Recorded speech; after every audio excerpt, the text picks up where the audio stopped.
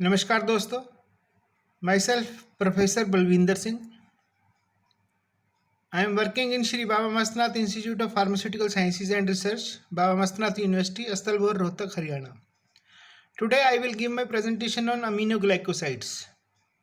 I am thankful to my son, Mr. Ashish Saini, for typesetting and media recording of this presentation.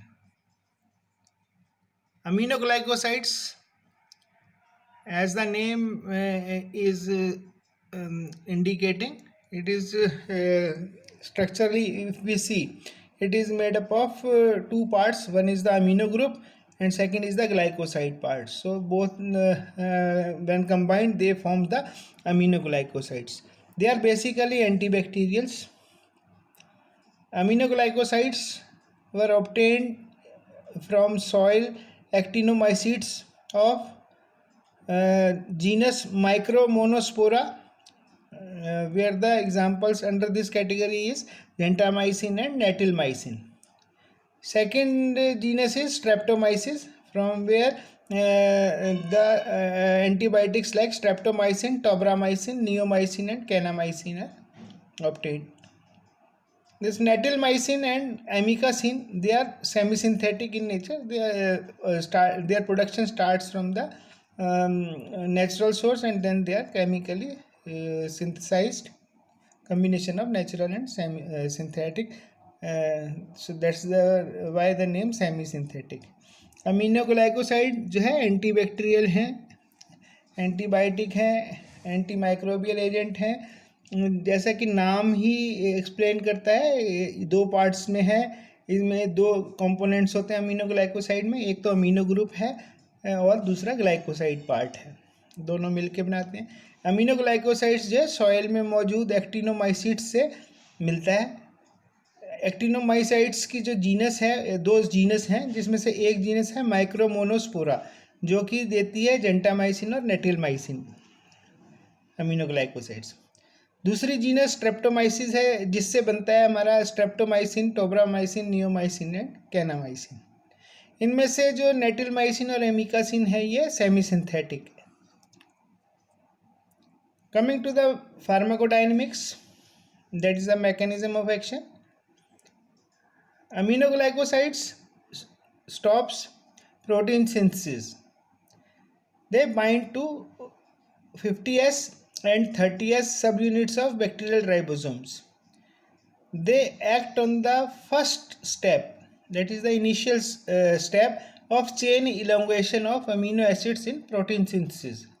They stops or freezes first step of initiation of protein synthesis, due to which the polysome formation stopped, and this leads to misreading of messenger RNA code.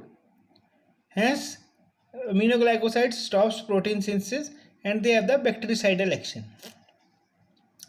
अगर हम जो है aminoglycosides का pharmacodynamics देखें, यानी कि इनका mechanism of action देखें, तो जो है वो प्रोटीन सिंथेसिस बैक्टीरिया के अंदर जो है बैक्टीरिया जो प्रोटीन सिंथेसाइज कर रहा है उसको रोकता है. जैसा कि हमको पता है कि भाई जो बैक्टीरियल सेल है उसमें जो प्रोटीन बन रहा है वो राइबोसोम्स में बन रहा है. तो उसकी दो सब यूनिट हैं 50S और 30S. उनके साथ अमीनोग्लाइकोसाइड जाके जुड़ जाते हैं और जो प्रोटीन सिंथेसिस की जो सबसे पहली स्टेज है, पहला स्टेप है, that is the chain elongation का, वहाँ पे अमीनोग्लाइकोसाइड्स जो है वो एक्ट करते हैं. वो फर्स्ट स्टेप को स्टॉप कर देते हैं या फ्रीज कर देते हैं, जिससे कि प्रोटीन सिंथेसिस शुरू ही नहीं हो पाता. इस वजह से पॉलीसोम फॉर्मेशन स्टॉप हो जाता है.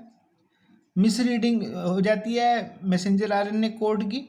जब वो गलत पढ़ा जाएगा तो जो है प्रोटीन सिंथेसिस रुक जाएगा और इस तरह से बैक्टीरिया की डेथ होगी. they will have the bactericidal action.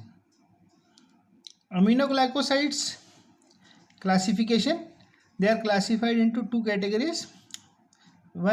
First category is systemic aminoglycosides, second is topical aminoglycosides.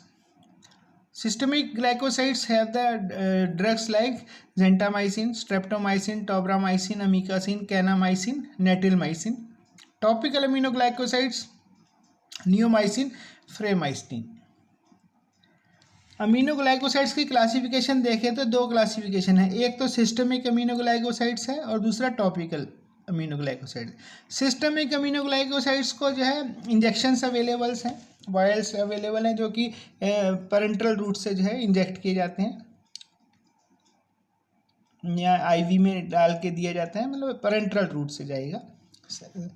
उसमें जो ड्रग्स आती हैं ये जेंटामाइसिन है, स्ट्रेप्टोमाइसिन, टोब्रामाइसिन, अमीकासिन, कैनामाइसिन, नेटिलमाइसिन है। टॉपिकल अमीनोग्लाइकोसाइड दूसरी कैटेगरी है। ये जो ड्रग हैं इनको हम बॉडी में वैसे नहीं इंजेक्ट कर सकते या ओरली नहीं दे सकते। ये जो ड्रग्स हैं ये स्किन के ऊपर जो है या आई ड्रॉप्स या ई ड्रॉप्स के रूप में यूज़ की जाती हैं। इसमें हमारी ड्रग आती है नियोमाइसिन एंड फ्रेमाइसिटिन। स्पेक्ट्रम अगर हम देखें तो aminoglycosides they are basically they are very effective in gram negative bacteria. Although they have narrow spectrum, they are effective against Pseudomonas, Proteus, Klebsiella, E. coli, Salmonella, Shigella, Vibrio cholera, Brucella, and a few other bacteria are there. But basically जो है aminoglycoside ग्राम negative bacteria के against ही effective हैं। जो ग्राम negative bacteria हैं ये बहुत ही ज़्यादा serious type के इन्फेक्शन करते हैं और उनकी ट्रीटमेंट में अमीनोग्लाइकोसाइड्स जो है they our life saving drug की तरह काम करते हैं। क्योंकि ये सिर्फ ग्राम नेगेटिव बैक्टीरिया के अगेंस्ट इफेक्टिव हैं इसलिए इनको हम नैरो स्पेक्ट्रम एंटीबायोटिक भी कह सकते हैं। ये जो बैक्टीरिया जिनके अगेंस्ट ये इफेक्टिव हैं सूडोमोनास है, प्रोटियस है, क्लैब्सियला, ई कोलाई है, साल्मोनेला है, शिजेला, वाइब्रियो कोलेरा, ब्रूसेला, ये जो है बहुत जो है टफ बैक्टीरिया है। इनके इन्फेक्शन को ट्रीटमेंट करने में जो है बहुत दिक्कत आती है, तो उस केस में जो है अमीनोग्लाइकोसाइड्स उनको ट्रीट करते हैं, उनको जो है किल करते हैं और जो है पेशेंट की जान बचाते हैं।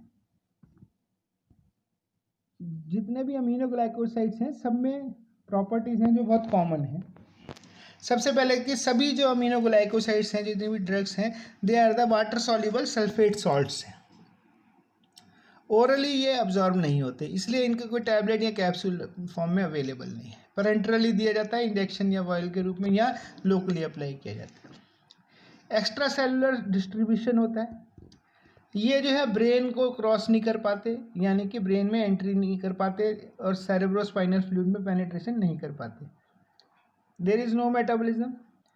मोस्ट ऑफ द ड्रग्स जो है वो अनचेंज जो है यूरिन में एक्सक्रीट हो जाती है। They are very active at alkaline pH. They are very active against gram-negative bacilli. All these aminoglycosides they do not have any action against anaerobes.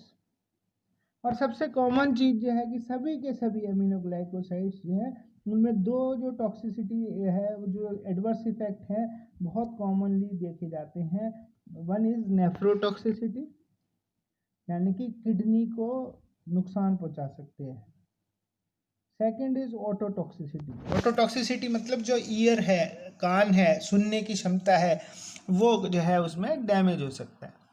तो ये जो है सीरियस साइड इफ़ेक्ट्स हैं इसलिए इनको जो है रूटीन में हम यूज़ नहीं करते और जो है लाइफ सेविंग के लिए इमरजेंसी केस में ही यूज़ करते हैं।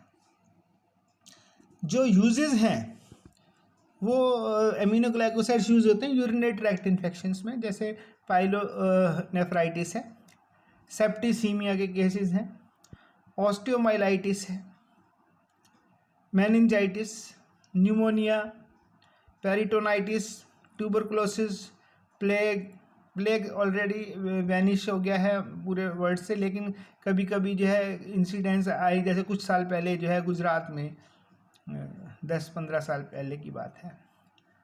तो देन ब्रूसेलोसिस। इसके अलावा जो है स्किन टॉपिकल यूज होता है, ये यूज़ किए जाते हैं skin, ear and eye infections due to gram negative bacteria.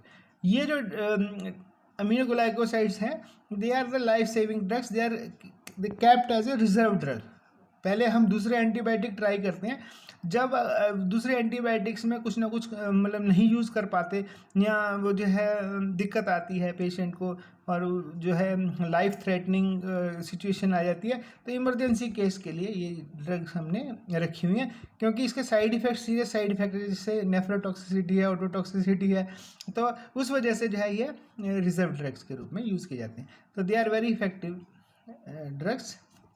So that's all about the aminoglycosides. I'm thankful to you for listening carefully to my presentation. In case any doubt is there, you can contact me. My mobile number and email ID is given. I acknowledge the contribution of my son once again in the end for typesetting and media recording. I am thankful to Mr. Ashish Saini.